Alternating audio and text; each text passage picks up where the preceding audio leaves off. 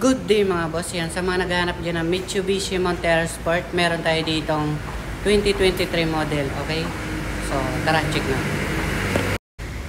Guys, sa mga naghahanap dyan ng Mitsubishi Montero Sport 2023 model na to, and manual transmission lang po.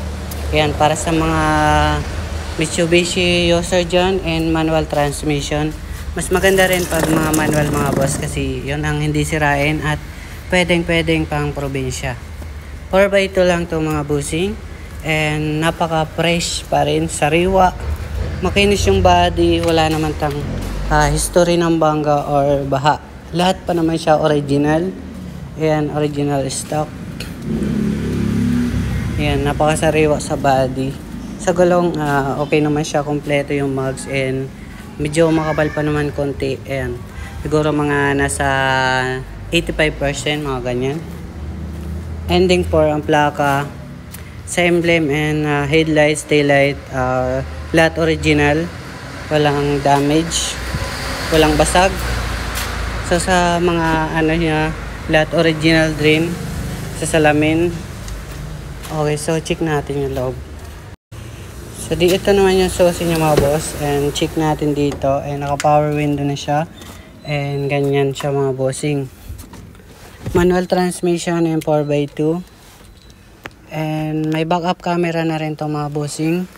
Ayan, malinis yung ceiling and napaka-fresh pa rin. So bali 33,000 mileage siya mga boss. Sakto lang yung milyahe niya mga bossing. Start natin mga boss. Ayan mga boss, maganda rin to kasi yan, naka ano na siyang side mirror mga bossing. Yan, automatic. Kapag ibubukas nyo ay nasa sarado. Tapos yan, bagong bago pa mga bossing. So malakas ng cold aircon. Yan, fresh, wala siyang problema sa aircon. Off natin. Yan, wala siyang check engine.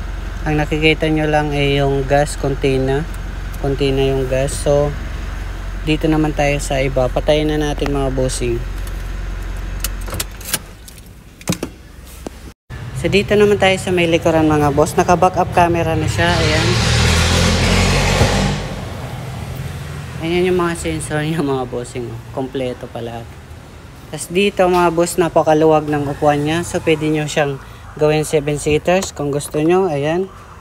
And malalaman nyo na lang yan pag yan. Okay. Kung gusto nyo gawin 7-seaters or may ano kayo dito, napaka-flat po siya. And napakaluwag ng likuran kung may kakarga kayo mga bossing. Tapos ito yung taguan niya sa may mga tools dyan. Like dito. Ayan. Tapos ganyan mga bossing.